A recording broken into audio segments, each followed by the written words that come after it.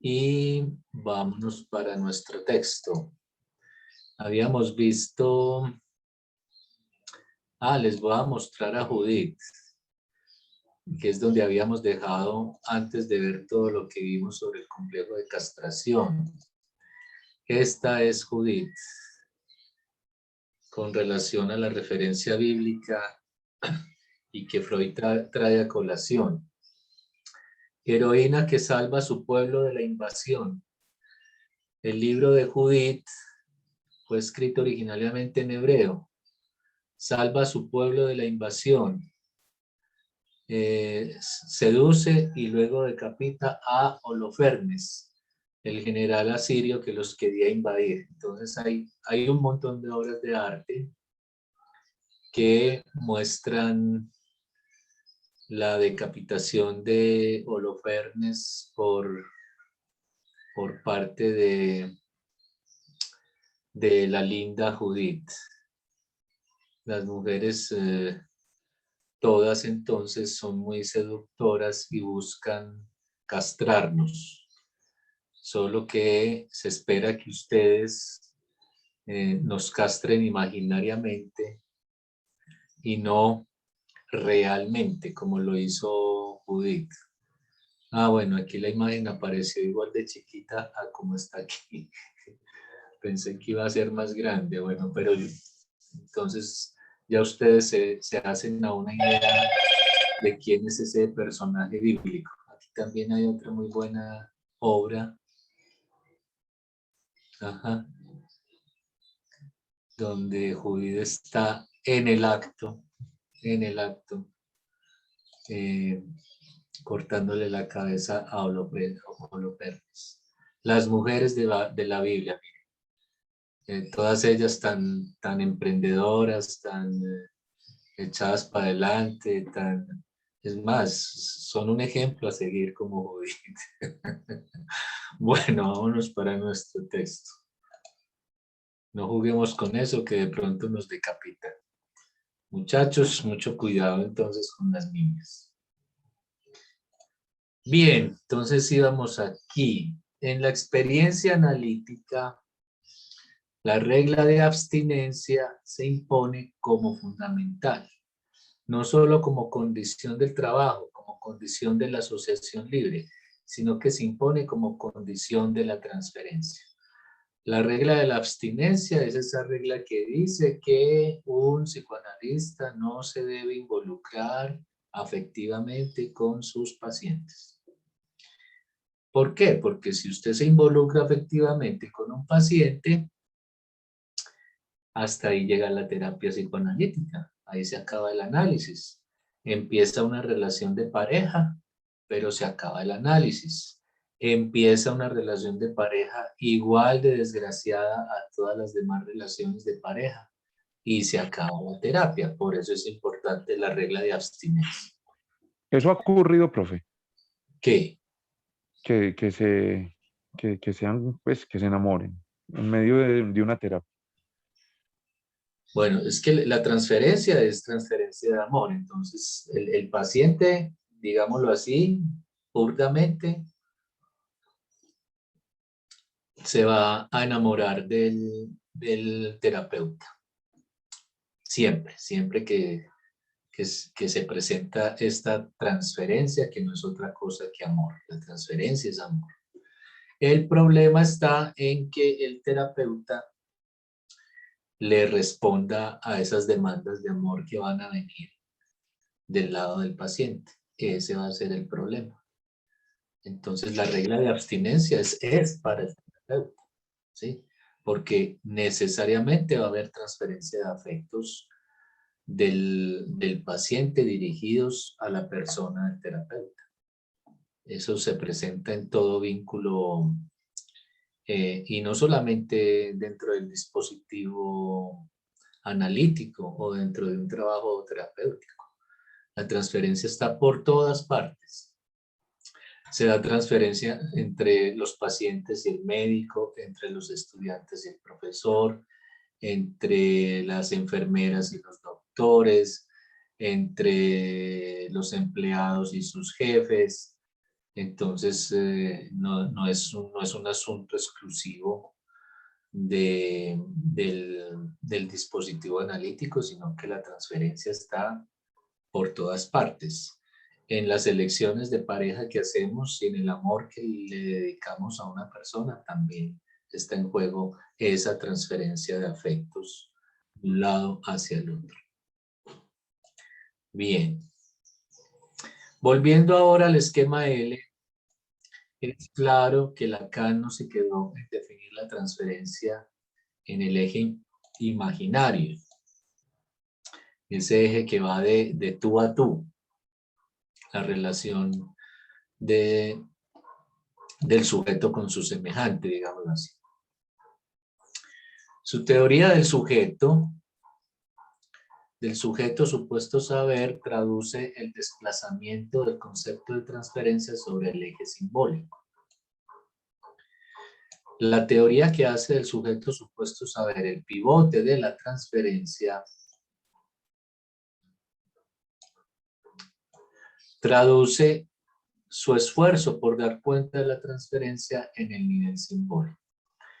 Entonces, esto del sujeto supuesto saber tiene que ver con que justamente se va a despertar esa transferencia con relación a alguien a quien yo le supongo que sabe, por ejemplo, como lo vimos con el texto de Miller sobre el ser, que sabe algo sobre mi ser, ¿sí? Que tiene las respuestas sobre mi ser. Entonces, por lo general, siempre va a haber transferencia hacia aquella persona de la cual yo supongo que sabe algo, que sabe mucho, que sabe algo de mí, que sabe las respuestas a mis preguntas, que tiene la solución a mi malestar. Entonces, ese es el eje simbólico de la transferencia. Todo lo relacionado con esa suposición de saber al otro.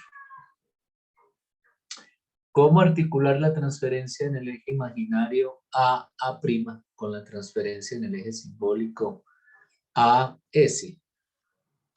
La transferencia como relación simbólica con el otro con mayúscula está desplazada al nivel imaginario como relación imaginaria con lo mismo.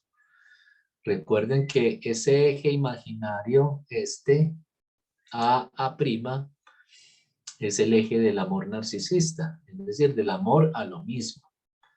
Yo te amo a ti en la medida en que te pareces a mí. Pero ese eje imaginario vela, cubre de cierta manera este otro eje, el eje simbólico, que es el que se pone en juego cuando yo le supongo al otro que sabe cuáles son las respuestas a las preguntas que me estoy haciendo y que me llevan a terapia. Bien, la transferencia como relación simbólica con el otro con mayúscula está desplazada al nivel imaginario como relación imaginaria con lo mismo. Se establece fundamentalmente en el nivel simbólico, pero es desplazada y cubierta en el nivel imaginario como relación con lo mismo. Así, el sujeto supuesto saber es el significado de la relación subjetiva con lo simbólico. Y el amor es su respuesta imaginaria. Entonces, digámoslo de una manera concisa. El amor tiene un carácter imaginario, que fundamentalmente tiene que ver con la relación que yo establezco con mi semejante, con la imagen del otro. Y el saber ya tiene un carácter simbólico, es que todo saber es simbólico. Es simbólico porque está inscrito gracias al lenguaje. Sobre todo el saber constituido, el saber que encontramos en los libros, en la nube, en los textos, en las bibliotecas, es un saber simbólico. Esta es la interpretación habitual, pero creo que hay una articulación mucho más profunda. El otro barrado da lugar a la invención. De este modo, el amor lacaniano, si así podemos llamarlo, en su originalidad con respecto al amor freudiano es invención. En Freud, al contrario, toda la teoría del amor se dirige a mostrar que el amor es repetición. Y sí, en efecto, ahora que uno ama de adulto a alguien, es repitiendo. ¿Repitiendo qué? Las primeras relaciones establecidas con los primeros objetos de amor y de deseo. Por eso el otro día les decía que cuando uno se enamora por primera vez de alguien y dice que ese es su primer amor, eso es falso. Es una mentirita que me estoy echando.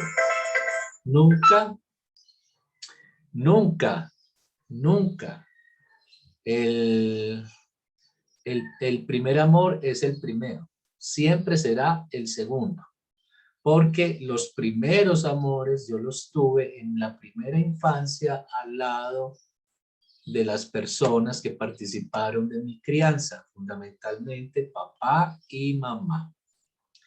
Suele citarse la frase de Lacan, un nuevo amor, que Lacan toma del poema de Rimbaud. Disculpen un momentico, Mona.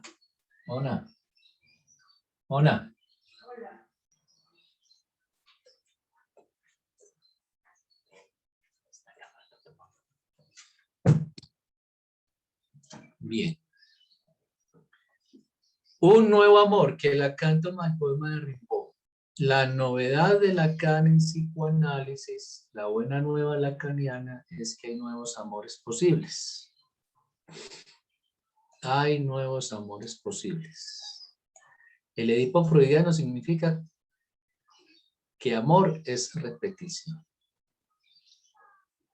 Y eso parece mostrar las contribuciones de Freud a la psicología de la vida amorosa.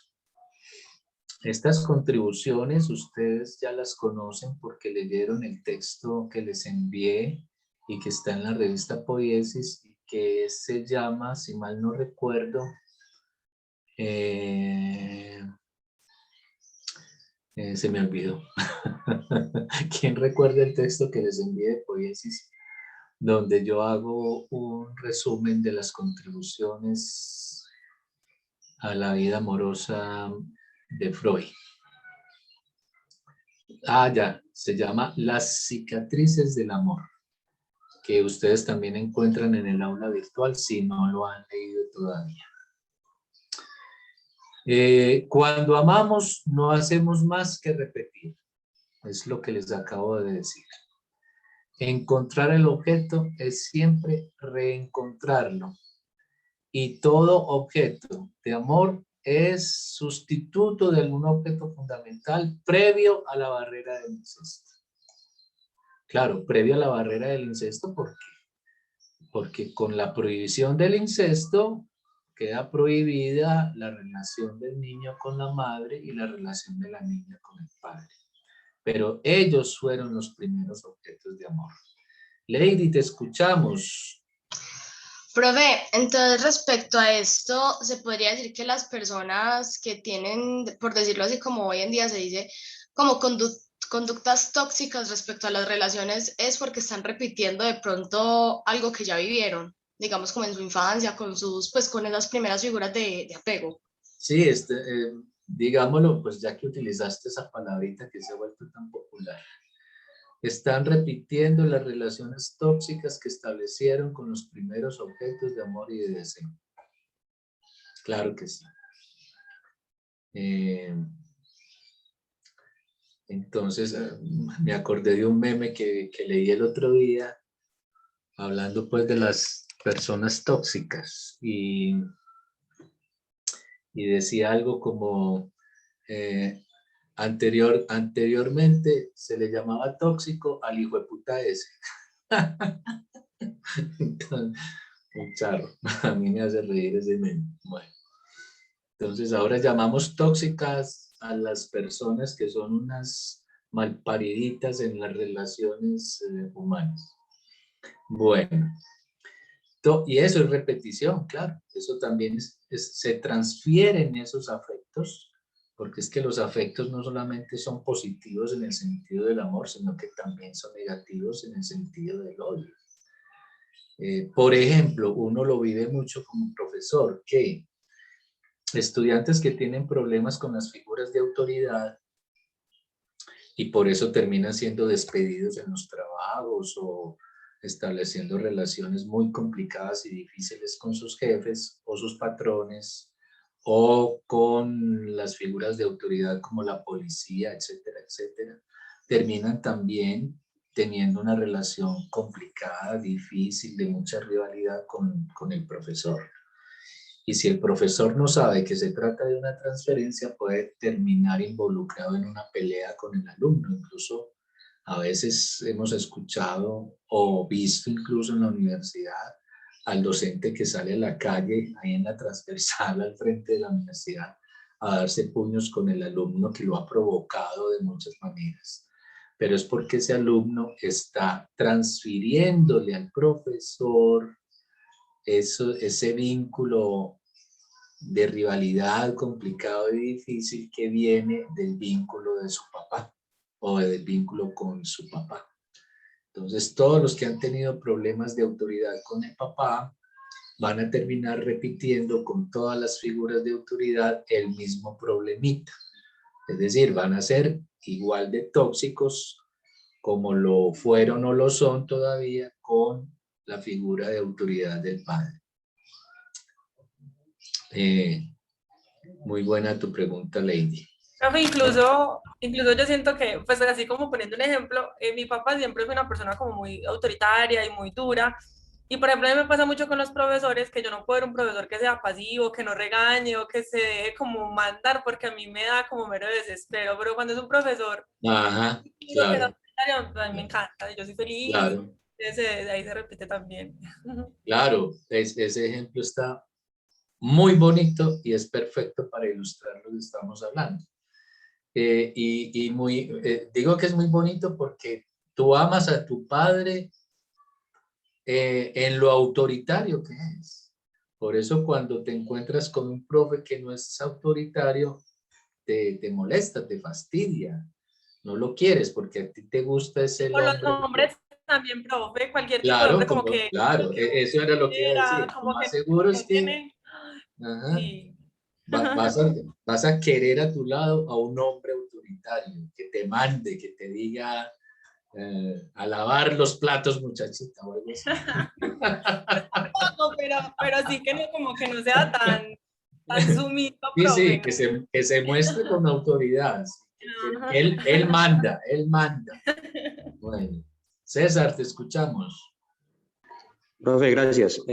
Una pregunta que me surge acá y es que, digamos, en ese enamoramiento, digamos, de los pares como tal, puede surgir que sea tal el amor, digamos, a los pares que, digamos, en futuro no le permita de pronto amar a otras personas, o en esa relación que surge entre padre e hijo, madre e hijo, puede pasar que de pronto en el futuro esa persona no le permita enamorarse como tal, o eso tiene que trascender. Pues no sé si me hice entender. Y trascender cómo. Es decir, que le permita enamorarse pues de otras personas, porque digamos que hay personas que ya adultas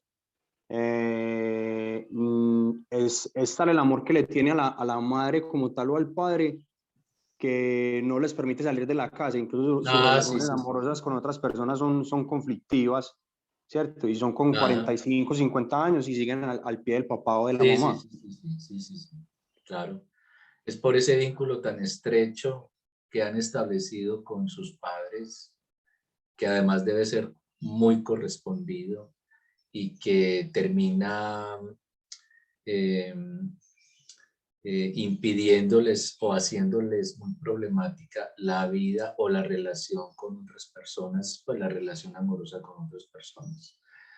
Entonces, sí, un tipo de 40, 50 años todavía viviendo en la casa al lado de la mamá, ya es sospechoso de ser un homosexual vergonzante, es decir, un homosexual que no ha salido del closet, como se diría vulgarmente. Y igual las hijas que se quedan al lado de la mamá vistiendo santos, las beatas. Entonces, unos y otros tienen un vínculo amoroso, sí, amoroso, muy estrecho con esas figuras que les tocó como papás. Ujú. No sé si te respondí, desapareciste de mi pantalla. No, sí, profe, está claro, sí. Ok. Sí, por eso dice Freud aquí, el amor es repetición. Y repetimos con otros lo que se constituyó en la primera infancia al lado de papá y mamá. Mariana Serna. Profe, me surge una pregunta, estoy recordando algo que me contaron pues una vez una compañera cercana que decía que ella sentía celos de la mamá cuando tenía, pues cuando hablaba pero con el novio. O Ajá, sea claro, que ese claro. vínculo Sí. entre sí, yerno y suegra, a ella le incomodaba muchísimo. Ujú. Entonces a mí en ese momento, pues no estudiaba psicología, se me hacía muy incoherente, porque yo le decía, ve, antes chévere que se lleven bien, imagínate que no.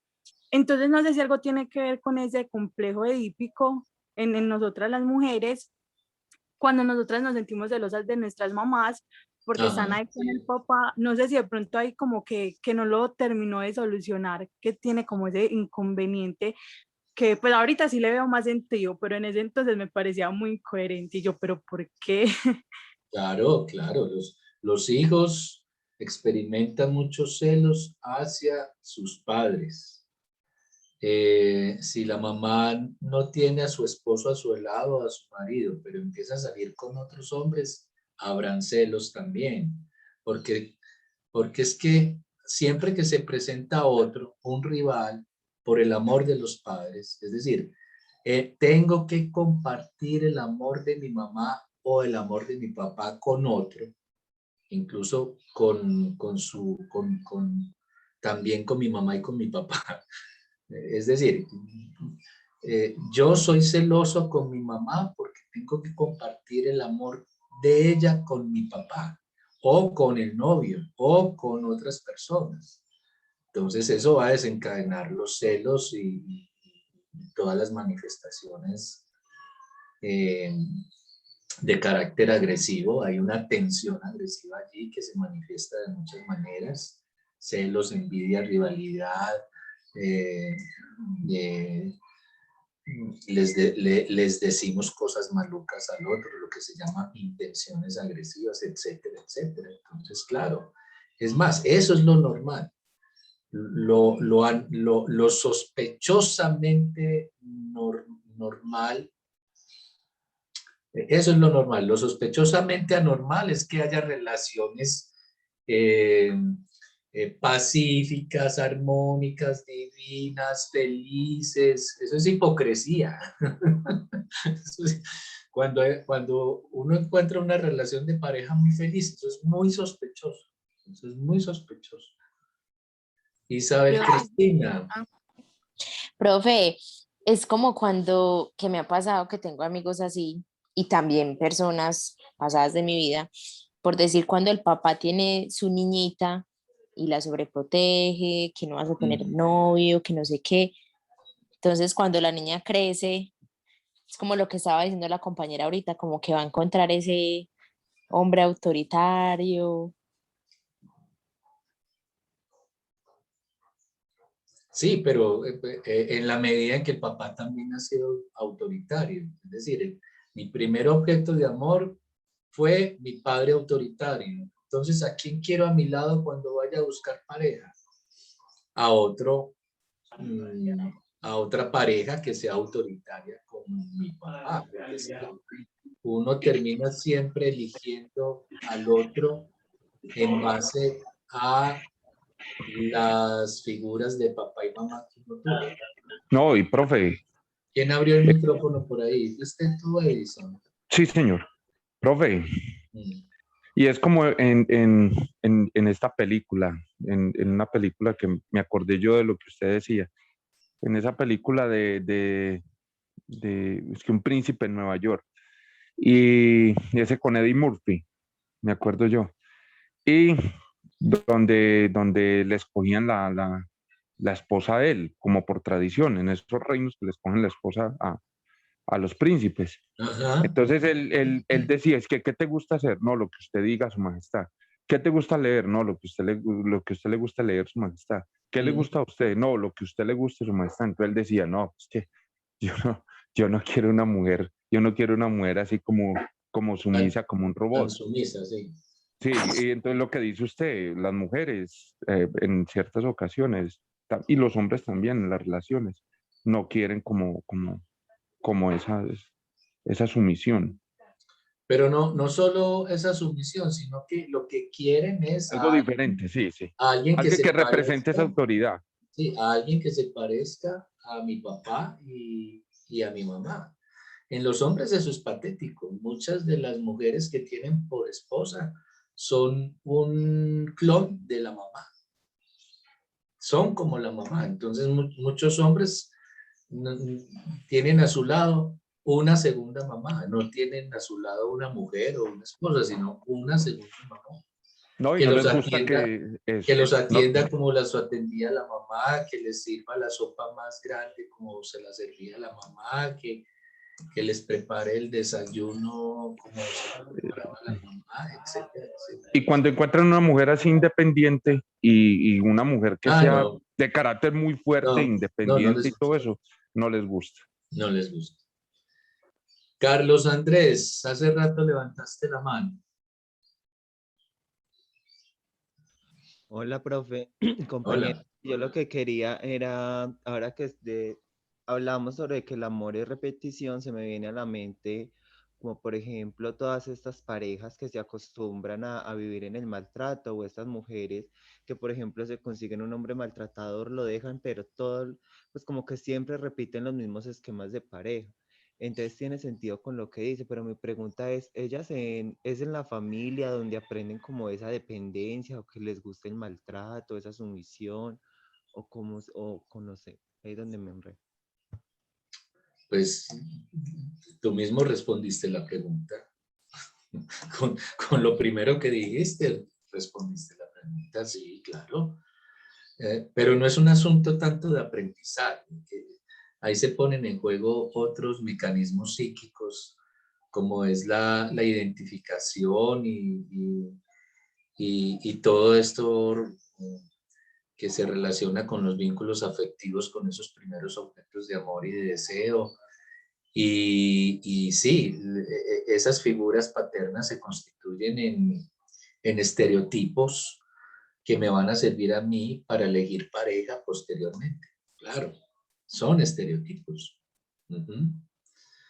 María Carolina. Profe, hola. Pues mi Hola. duda era, pues, digamos, esa tendencia como, digamos, que uno tenga como a repetir esos patrones o buscar, digamos, determinadas cosas en los sujetos, pues, en los hombres, pero que no, digamos, se explique por conductas de pues, de los padres en la infancia. Pues me hago entender, digamos, si siempre, o sea, nunca hubo como algo malo en los padres, por decirlo así, nunca hubo como conductas que resaltaran, tóxicas, autoritarias, agresivas. Entonces, uno como, pues, ¿cómo podría, digamos, explicar eso? O siempre hay algo como ahí, así uno no lo vea, por decirlo así. Pues si entendí bien tu pregunta, la respuesta sería sí, siempre hay algo ahí. No tiene que haber padres autoritarios,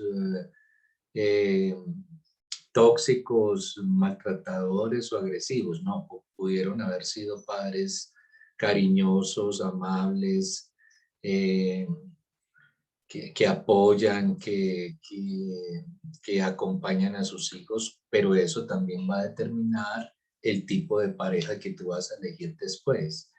Es que siempre que elegimos una pareja, la estamos eligiendo en base a esos estereotipos que tuvimos en nuestra primera infancia y que no son otros que papá y mamá. Siempre. María Carolina. Listo, Paula profe. Alejandra. Profe, a mí me surgió una pregunta y es, por ejemplo, si en la infancia no se tuvo esa figura paterna, entonces, ya que usted dice que son patrones que se repiten o que conductas que usted ve en los padres, como uno elige la pareja, entonces, ¿en qué se referencia cuando no se tuvo esa figura? Figura paterna, ¿qué es eso?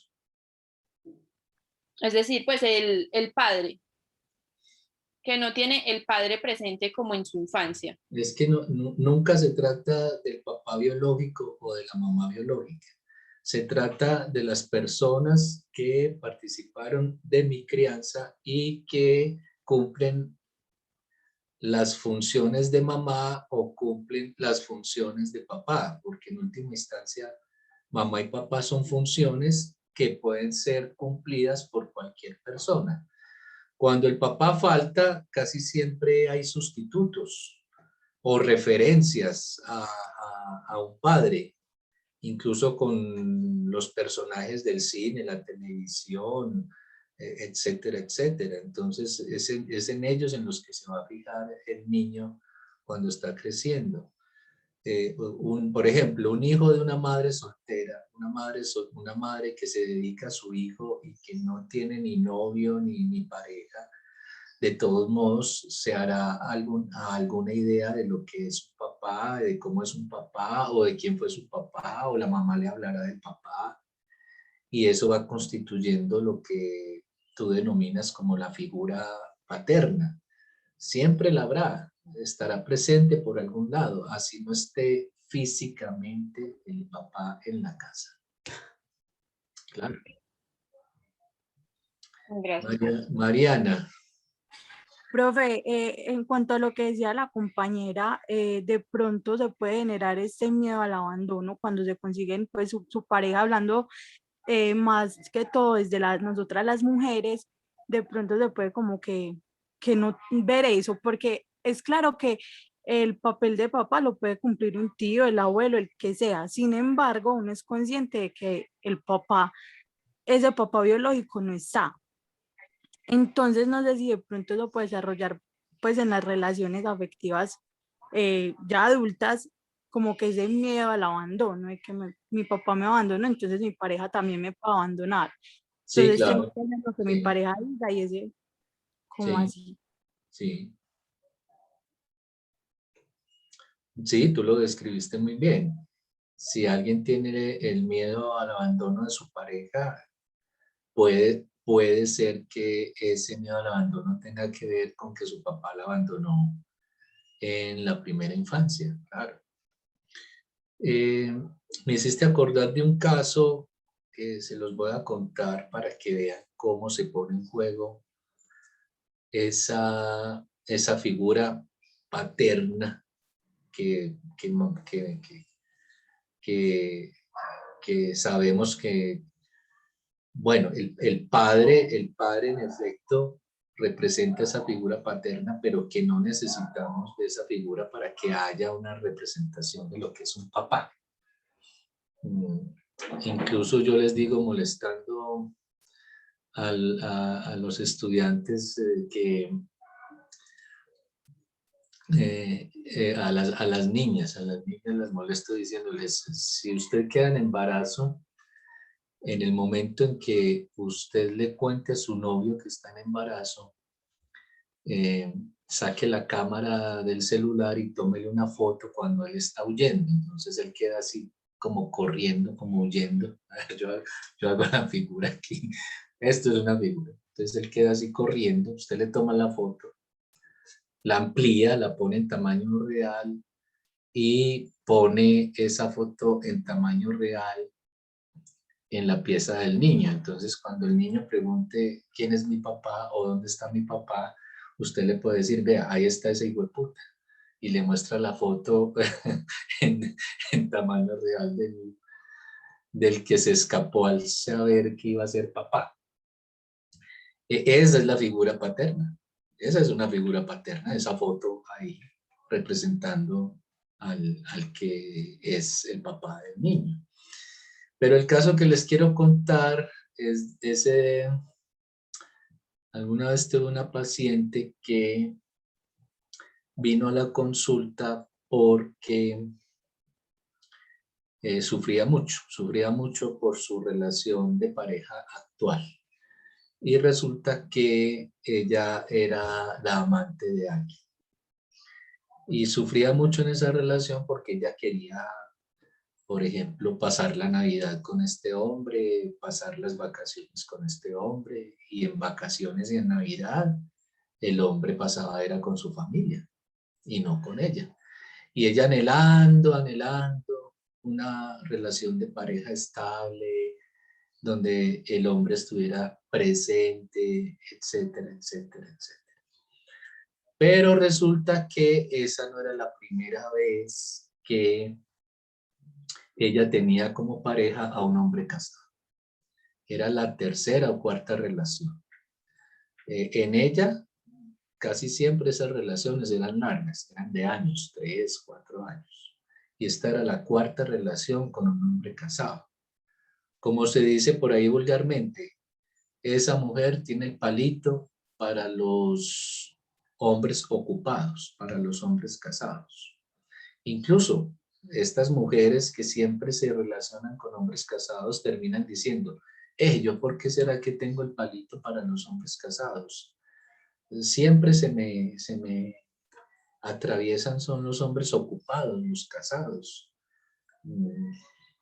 Y lo que ella no sabe es que eso tiene que ver con ella.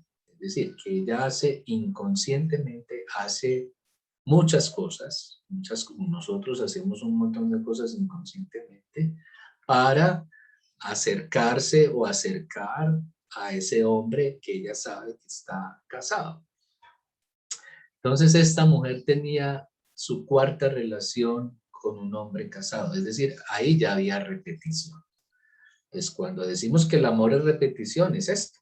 El amor es repetición porque se está repitiendo en la elección de pareja la misma situación.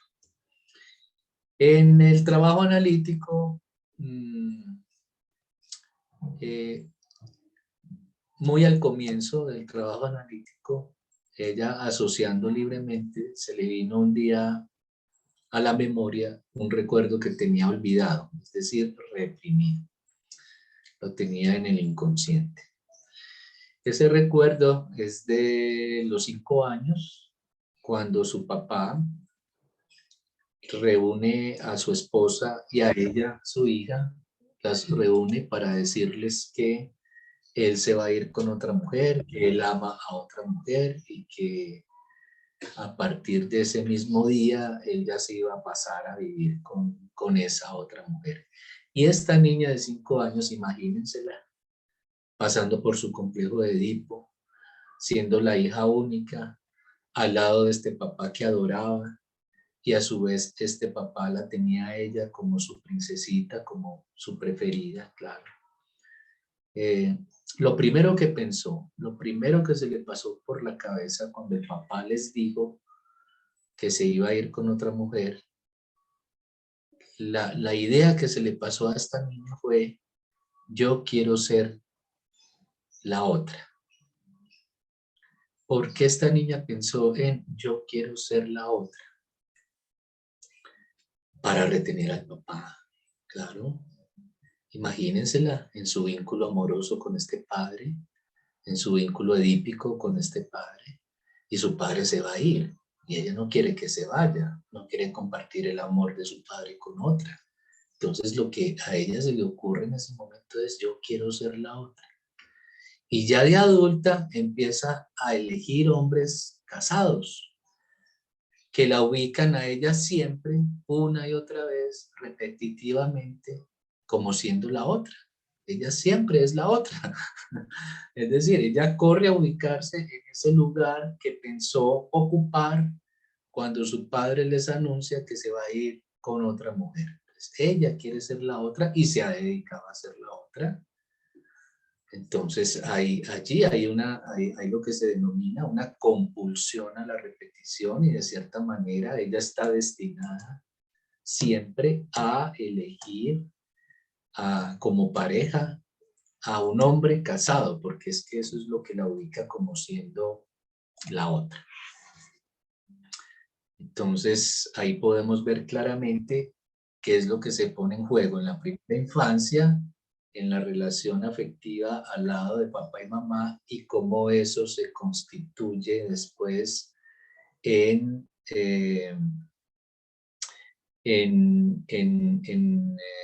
como dije yo ahora, en un modelo, sí, en un estereotipo que se va a empezar a repetir una y otra y otra y otra vez en la vida. Bueno, entonces continuemos por aquí. No dejen de interrumpirme con sus preguntas, por favor. Todo eso está hecho para demostrar el amor como repetición. La vertiente más original del amor lacaniano es, al contrario, que el amor es invención. Es decir, elaboración de saber. Que el amor es un modo de dirigirse al objeto A partir del otro, del significante. Este es, en la teoría del amor, el papel de las palabras de amor, de las cartas de amor. Amor es esfuerzo por dar un nombre propio al objeto A. Recuerden que ya hemos hablado del objeto A, objeto causa del deseo del sujeto. Encontrar el A en la mirada de una mujer y poder dar a eso, como hizo Dante, un nombre propio. Y construir alrededor una obra del lenguaje. Entonces, ¿se acuerdan que cuando hablamos de los objetos A, que son los objetos pulsionales, los objetos con los que satisfacemos nuestros impulsos sexuales, yo les decía, cuando lean objeto A, piensen en el seno, las heces, la mirada y la voz, que son objetos con los que nos satisfacemos a nivel de nuestros impulsos sexuales. Pues bien, aquí en Dante, el objeto A es una mirada. Es una mirada que él encuentra en Beatriz, creo que se llama, la mujer del que él se enamora. Se enamora de la mirada de esa mujer. Aquí creo que Miller lo termina desarrollando. Avancemos. Nosotros hacemos un primero, un segundo, un tercer encuentro internacional. Para Dante era suficiente un primer encuentro y también un segundo, porque está la retracción. Nosotros repetimos los encuentros porque para nosotros el objeto está perdido. Para Dante, 2 encuentros eran suficientes. Encontrar como Dante la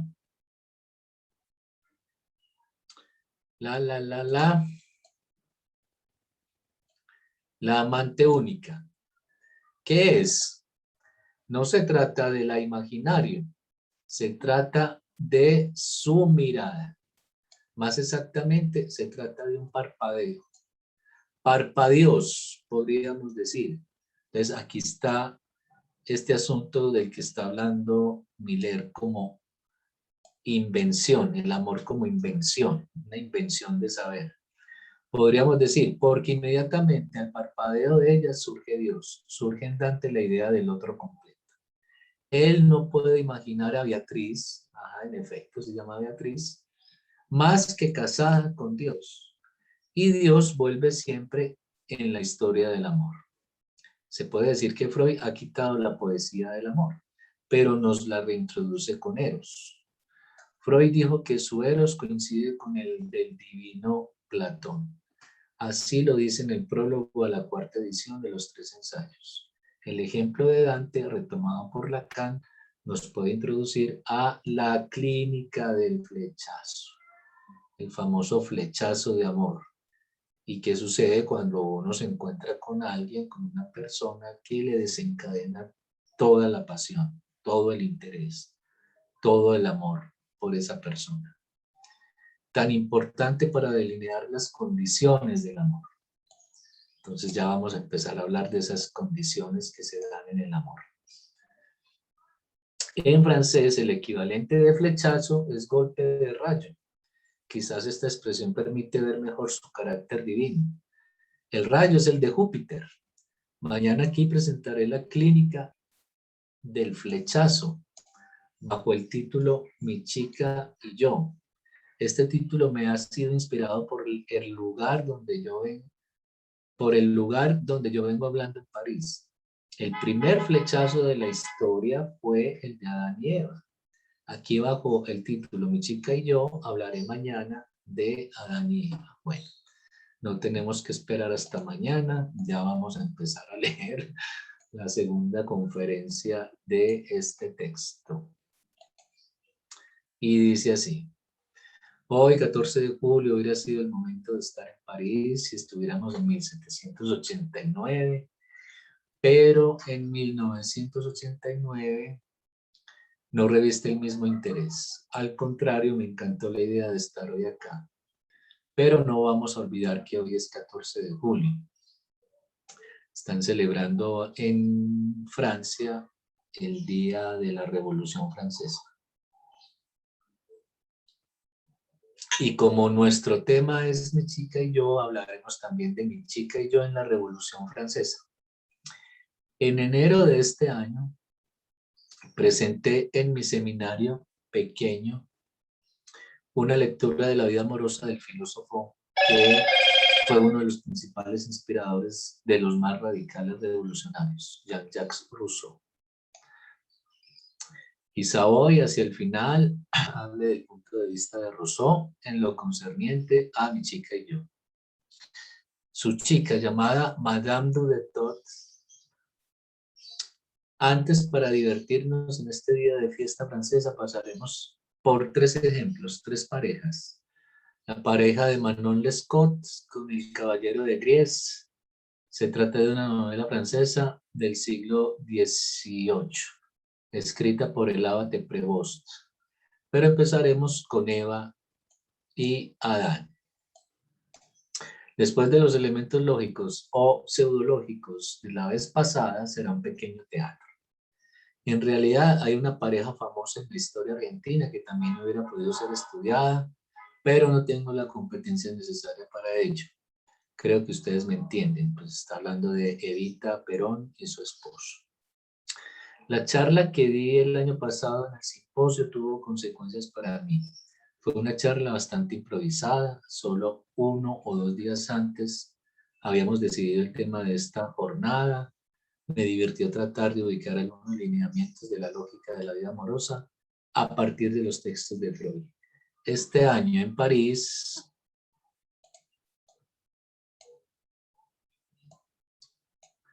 en algunas reuniones de mi curso, continué desarrollando este tema, que hoy voy a resumir e ilustrar. Ayer propuse amor como repetición y amor como invención. El tema podría extenderse a incluir la compulsión de repetir, esa que les acabo de mostrar con el caso de la paciente que elige siempre hombres casados. Noción freudiana cabalmente en su lugar, por ejemplo, en la neurosis obsesiva. Para ver qué pasa, podríamos inventar la noción de la compulsión a inventar. Hay ejemplos en la historia de la ciencia donde se nota en algunos sujetos esa compulsión a inventar. Es cierto que Freud tenía esa compulsión a inventar, si la podemos admitir. Lacan también la tenía. Quizás en el futuro podamos alargar la lista de los conceptos fundamentales y tal vez inscribir como el quinto, después del inconsciente, la repetición. Después del inconsciente. La repetición, la transferencia y la pulsión, la invención. Estos son los 4 conceptos fundamentales del psicoanálisis, es decir, los 4 pilares donde se sostiene y se funda la teoría psicoanalítica. El inconsciente, la repetición, la transferencia y la pulsión. Y oponer repetición e invención en el campo freudiano. Esto nos podría dar a nosotros mismos la ocasión de hacernos algunos reproches. No es cierto que la proporción entre repetición e invención sea la mejor posible en el campo freudiano y más generalmente en el campo analítico. En el psicoanálisis, inventar como Lacan no significa borrar lo anterior. Por el contrario, al estudiar las 3 contribuciones a la psicología de la vida amorosa de Freud, El texto significación del falo merece imprimirse como la cuarta de esas contribuciones. Freud escribió 3 y puede decirse que siguiendo los mismos lineamientos, la misma lógica, Lacan completó el ternario con la significación del falo. Este texto repite en cierto modo la psicología de la vida amorosa y al mismo tiempo completa el funcionamiento conceptual presentado por Freud. No hay en Lacan fundamentalmente un rebajamiento del amor. Ay, se me pasó la página para otro lado. Hay concepción del final del análisis que presenta ese final como si se tratara de curarse del amor. Eso implica la identificación con el padre muerto. Del padre de Totin y Tabú nadie ha dicho que amara, se dice que gozaba. Identificarse con el padre muerto es una versión de curarse del amor. Seguramente los analistas que tienen esa orientación no pretenden curarse del odio y tampoco de la ignorancia. Entonces, amor, odio e ignorancia, dice Lacan, son las 3 grandes pasiones del ser. Es decir, son pasiones a las que nos dedicamos nosotros los seres humanos permanentemente. Hay otro final del análisis que Lacan nos hace ver, donde no se trata de curarse del amor, se trata en términos psicoanalíticos de una transformación de la transferencia, no de su desaparición. Es un final del análisis donde el descubrimiento del abarrado, el descubrimiento de que no hay otro del otro, no hay otro, da lugar, por el contrario, a una invención. Quizás sí, curarse del amor, pero del amor en tanto repetición. Y eso que con mucha dificultad, cuando dicen Miller aquí, quizás sí curarse del amor, pero del amor en tanto repetición, subrayan la palabra quizás, porque es que uno en sus amoríos, en sus amores, en sus elecciones de pareja, no hace sino repetir, como nos lo enseña muy bien Freud. El amor es repetición. Y cuando uno elige pareja, está repitiendo. Y el primer amor no es el primer amor, es el segundo siempre. Y todos los amores que vienen después son el segundo. Pues para resumir esas elecciones que se ponen en juego. Podemos decir la primera y la segunda, e incluir en la segunda todas las demás, para no empezar a hacer una suma ahí. 2, 3, 4, 5, 6. Mi séptimo, miren, les presento mi séptimo amor. Y no, es siempre el segundo, porque lo estás repitiendo. Bien, después de esta introducción, recuerden interrumpirme con sus preguntas. Después de esta introducción seria, sí, muy seria, porque fue muy teórica y con referencias a la teoría y los 4 conceptos fundamentales del psicoanálisis y las 3 pasiones del ser, y además una indirecta a los psicoanalistas cuando les pregunta si ellos se van a curar del odio. Eso sí, es que hay psicoanalistas que piensan que uno se puede curar de esa repetición que se presenta en el amor. Entonces por eso Miller les dice, y también se curaron del odio. También se van a curar del odio, porque tanto el amor como el odio están en juego en esas transferencias de afectos que les dirigimos a los demás.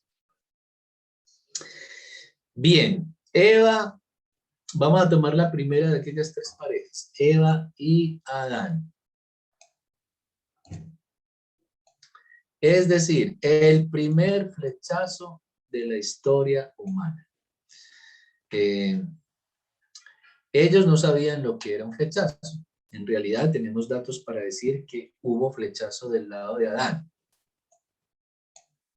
No sabemos si lo hubo del lado de Eva. Quizás ella tuvo su flechazo más bien con la serpiente. Esto ya introduce cierta disimetría.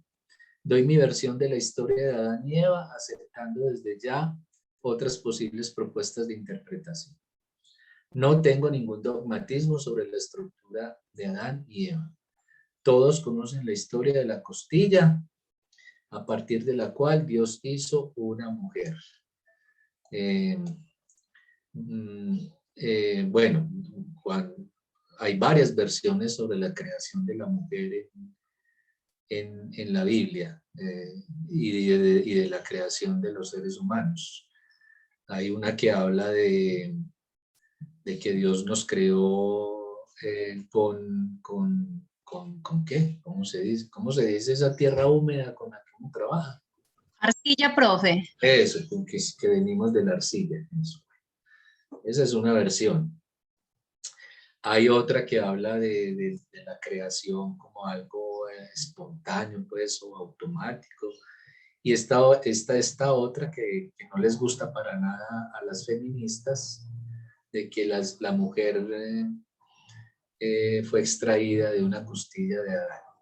Bueno, incluso la cosa fue tan seria que en las épocas antiguas se examinaban a los hombres a ver si les faltaba esa costilla. Porque claro, si la mujer viene de una costilla, nosotros no deberíamos tener las mismas costillas al lado y lado de nuestro tórax. Bueno. Sigo aquí. A menudo se dice que Dios hizo a la mujer. Quizás Dios había leído a Lacan. Además, la traducción francesa dice que Dios lleva una mujer al hombre. El hombre. En ese momento de la mirada, Dios lleva a Eva a Adán y Adán habla. Es notable. Adán se une con Eva, pero habla. Entonces, casi que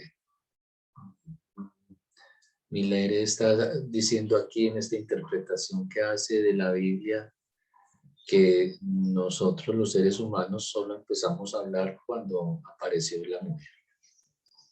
Y hay que ver en qué términos se expresa. He traducido al castellano el texto francés en la versión de Raki, gran comentador de textos sagrados. Aquella, esta vez, es el hueso de mis huesos, la carne de mi carne. Aquella llamada mujer, porque fue extraída del hombre. Entonces, ojo a esto.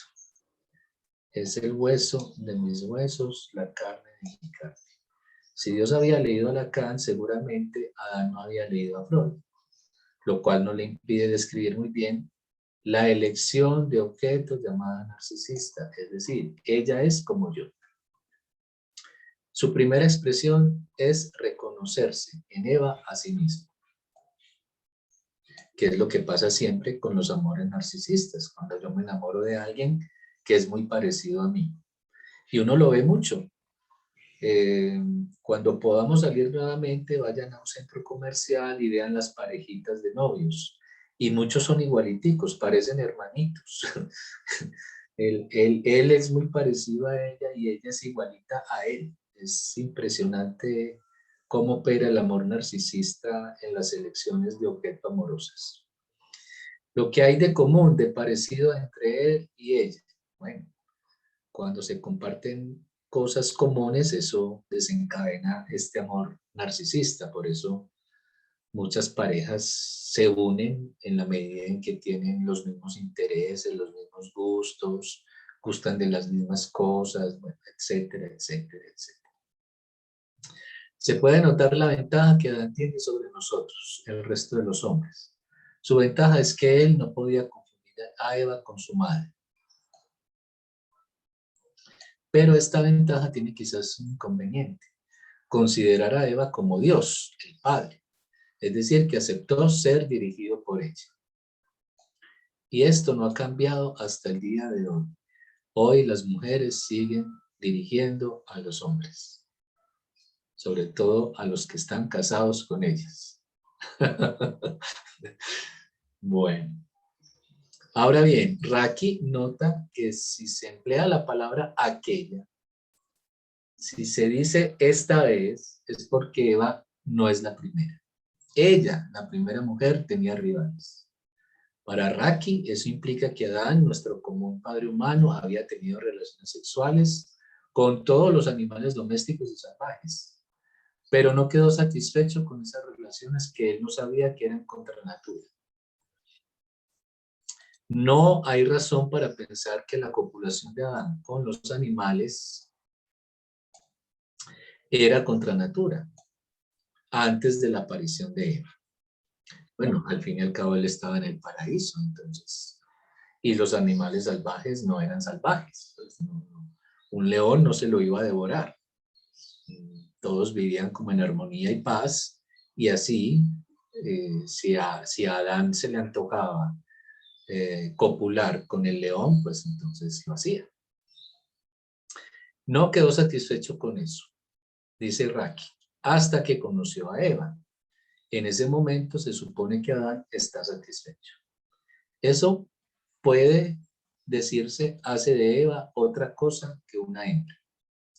Con su aparición,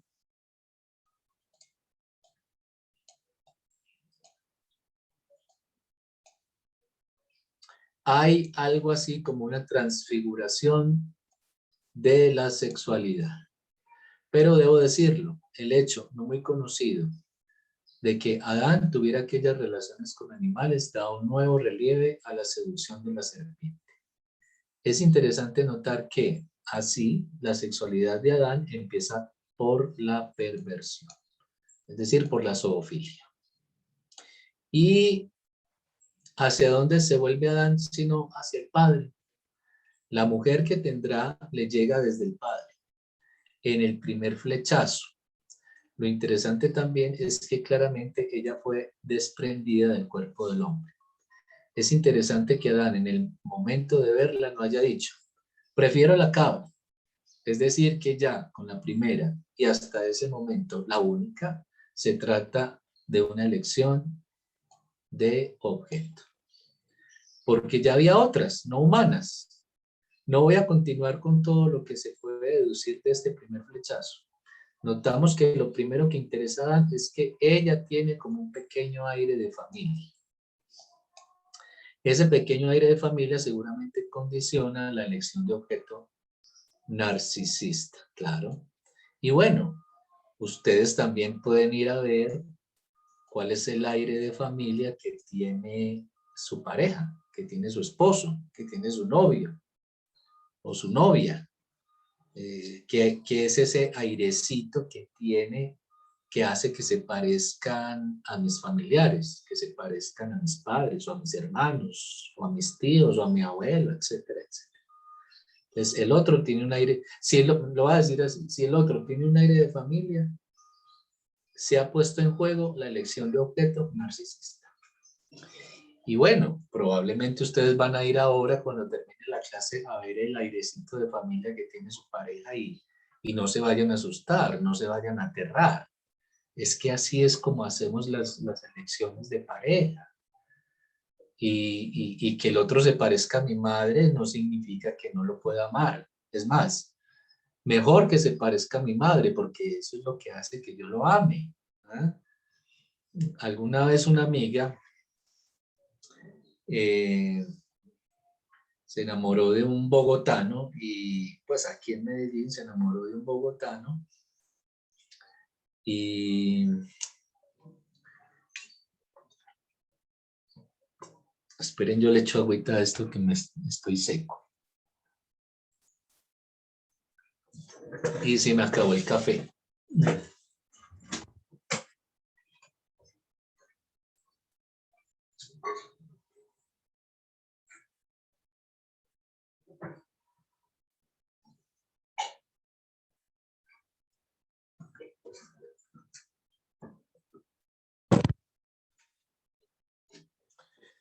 Bueno, entonces esta amiga se enamoró de un bogotano y el bogotano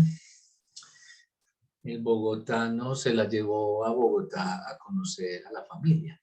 Entonces ella me dice que cuando entró a la casa de la mamá de él, a la entrada había un mueble, una mesita con una foto de la mamá, cuando la mamá era joven. Cuando ella ve la foto de la mamá de su pareja, es decir, la foto de su suegra joven, ella se reconoció a ella misma, es decir, era muy, muy parecida a ella. Entonces ella regresa de Bogotá y corre a preguntarme, Hernando, mira lo que me pasó, mi suegra joven es igualita a mí. Qué susto, qué miedo. Eso es muy, muy incestuoso, es muy, muy edípico. ¿Qué voy a hacer? Dime qué hago. Me pareció una cosa muy ominosa, muy, muy horrible. Que yo me pareciera tanto a la madre de él cuando era joven. Y yo le dije, no se preocupe. Por el contrario, vas a tener a un hombre a tu lado que te va a amar justamente porque se parece a su madre. Es decir, eso te va a vincular afectivamente mucho más a ese hombre. Ese hombre te ama en la medida en que tú te pareces a la madre de él cuando era joven. Entonces no te preocupes.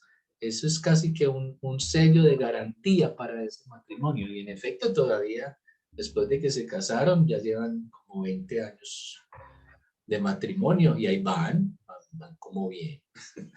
Entonces eso facilita o mejor vincula a uno y otro en la medida en que el otro tiene ese aire de familia. Profe, ¿Qué hay, Edison? pero ahí me surge una pregunta. Eso depende mucho también del contexto, como uno haya vivido esa infancia y esas cosas.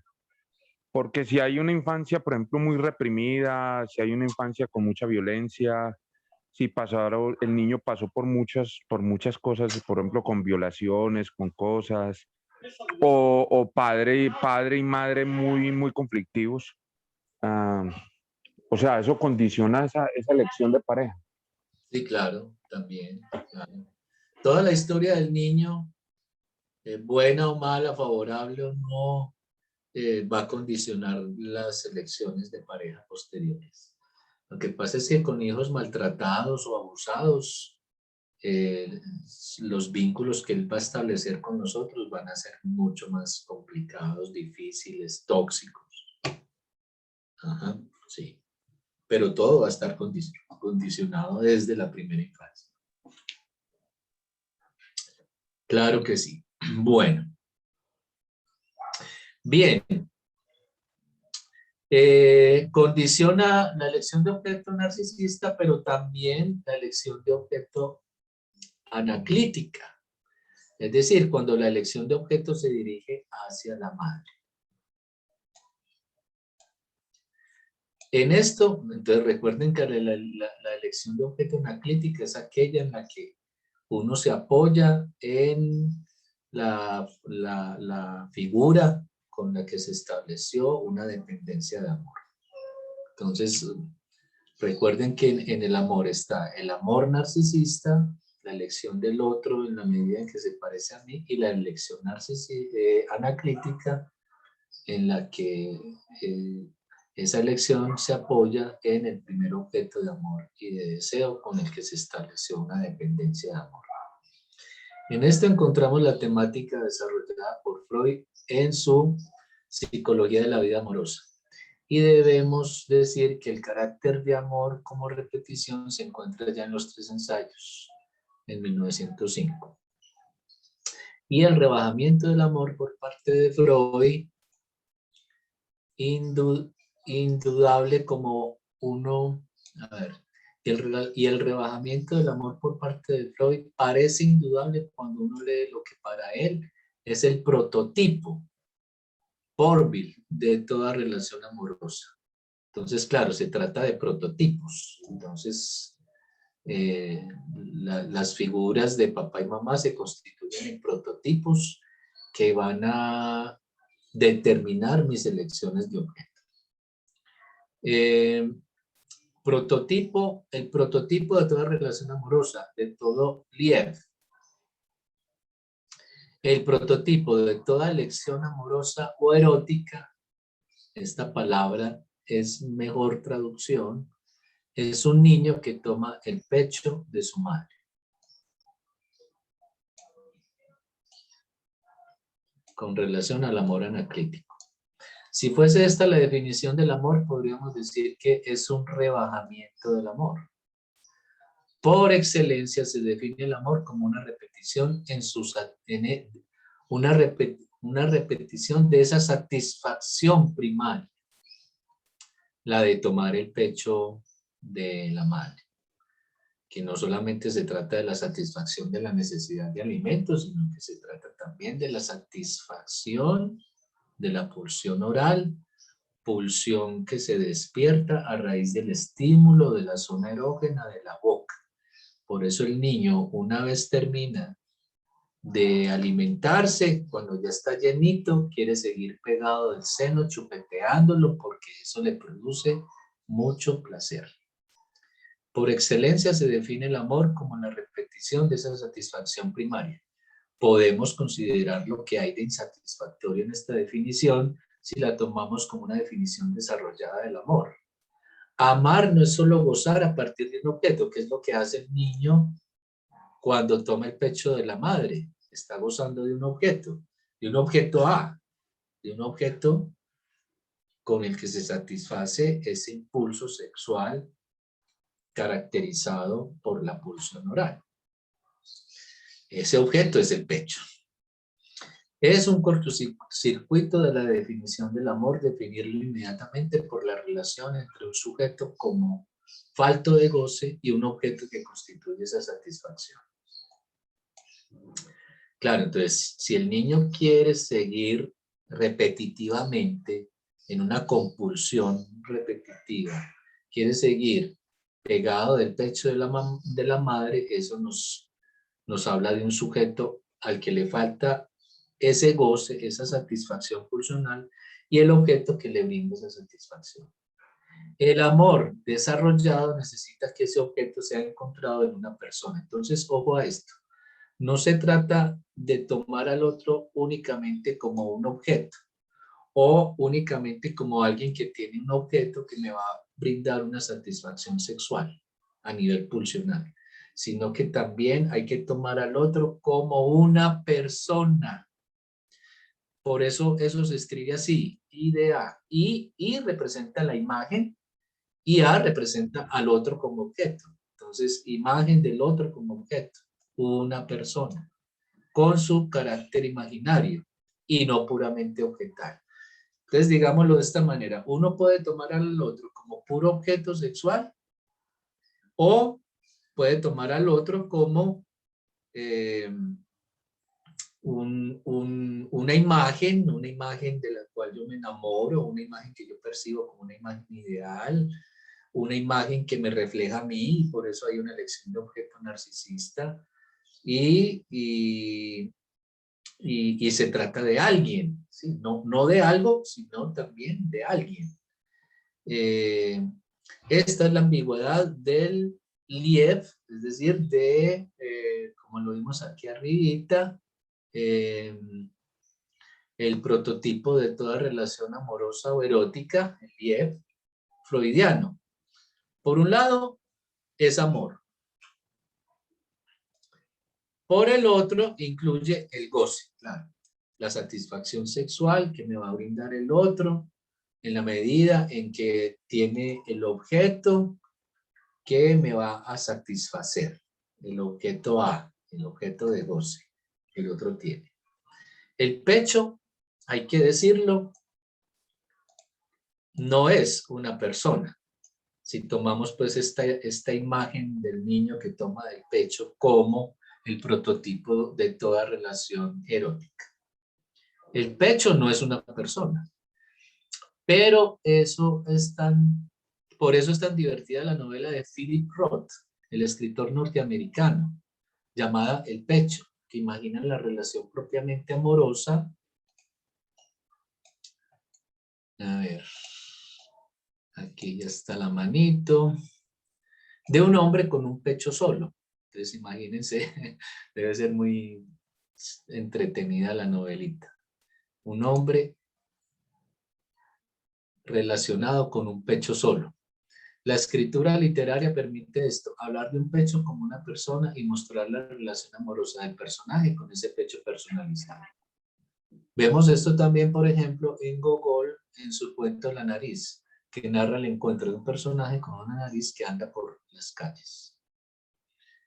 Esto me recuerda a una película muy buena de Woody Allen, las primeras películas que él hizo, que eran de un humor mucho más, ¿cómo decirlo?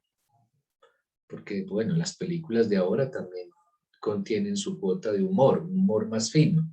Era más burdo el humor de Woody Allen anteriormente. Él tiene una película que se llama Todo lo que usted quiere saber acerca del sexo y nunca se atrevió a preguntarlo. Y en esa película aparece un pecho persiguiendo a un hombre y tirándole chorros de leche. Entonces, se trata también de la relación de un sujeto con un pecho gigante que lo persigue por todas partes y busca mojarlo con los chorros de leche que tira el pecho. Si pueden buscar en internet la película y la ven, les va a encantar, aunque es viejita. Hay gente que no gusta ver cine viejo porque es distinto al cine actual, por supuesto, pero es muy, muy divertida la película. Mucho, mucho.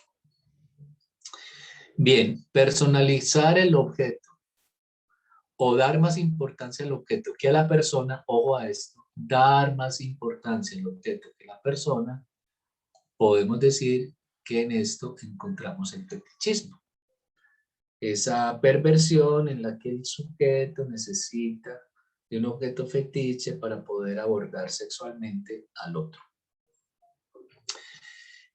O sea, que en eso consiste el fetichismo, en darle más importancia a ese objeto de deseo. Claro, claro. Entonces casi que el fetichista es una relación sexual con el objeto, no con la persona, sino con el objeto, que es el que desencadena en él toda la pasión y todo el erotismo. Claro. Por eso para el fetichista el objeto fetiche es condición necesaria y absoluta. Si el otro no tiene el objeto fetiche, al fetichista el otro no le interesa para nada, no le despierta ningún interés. Bien, vale la pena pensar el ejemplo que nos presenta Freud en su artículo de 1927. Este ejemplo nos presenta la elección de lo que Freud llama allí fetiche. Nos presenta las circunstancias accidentales, contingentes, que condujeron al sujeto a esa elección que es precisamente la nariz. Es decir, lo que Freud llama la elección del fetiche. Y todos los fetichistas han hecho una elección del fetiche.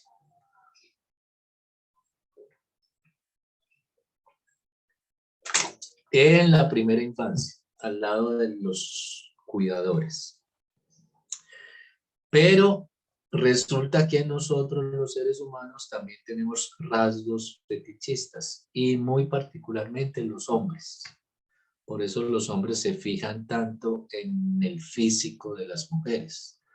Pero no en el físico en general, sino en un rasguito que va a desencadenar en ellos toda la pasión por esa mujer, todo el interés erótico por esa mujer. Es muy curioso el fetiche que Freud toma como paradigma.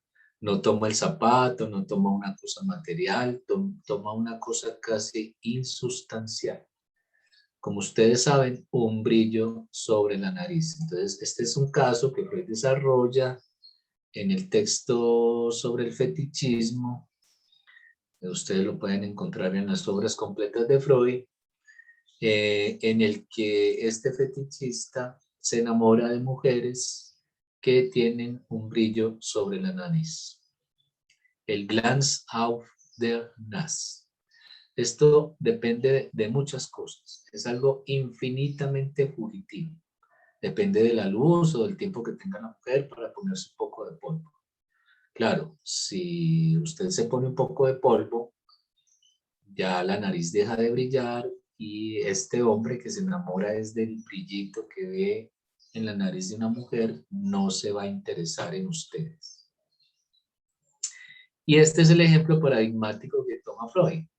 Ese fetiche, nuestro objeto A, como causa del deseo, se ilustra de manera abierta en ese ejemplo, donde no solo se trata de una cosa casi insustancial o una sustancia casi inmaterial, sino que solo depende de un juego significante. Como ustedes saben, el fetichista presentado por Freud fue educado en Inglaterra y la frase inicial era glance on the nose, es decir, una mirada sobre la nariz. Y es por homofonía y por el malentendido de la traducción como se produce lo que Freud llama un fetiche. Entonces, así es como se producen los fetiches, por un malentendido entre significantes, es decir, por un juego de palabras, se podría decir. Entonces, una cosa es el glance auf der Nase alemán y el glance on the nose en inglés. El uno que suenan, que cuando se pronuncian suenan exactamente igual, son homónimos. Solo que en alemán eso traduce un brillo sobre la nariz y en inglés eso traduce una mirada sobre la nariz. Entonces ese malentendido entre glance auf der Nase y glance on the nose es el que va a producir el fetiche, es decir, ese interés de este sujeto por el brillo sobre la nariz. Esto demuestra la tesis lacaniana que el significante estructura el deseo. Ese fetiche se produce a través de una homofonía entre dos lenguas. Un ejemplo, en el ejemplo, el fetiche es la nariz, pero, como dice Freud, en tanto desplazamiento de la nariz debajo de las faldas. Este desplazamiento tiene que ver con que el caso, en el caso, Freud habla de un niño que jugaba metiéndose debajo de las faldas de su niñera, de su cuidadora, y ella le permitía al niño meterse debajo de las faldas a jugar. Recuerden que a finales y comienzos del siglo XX, las mujeres todas no solamente vestían vestidos, sino que en esa época, comienzos del siglo, se usaban unos vestidos con unas faldas muy amplias, muy anchas, como una carpa, y debajo de ella se metía este niño a jugar. Ese fetiche se produce a través de una homofonía entre dos lenguas.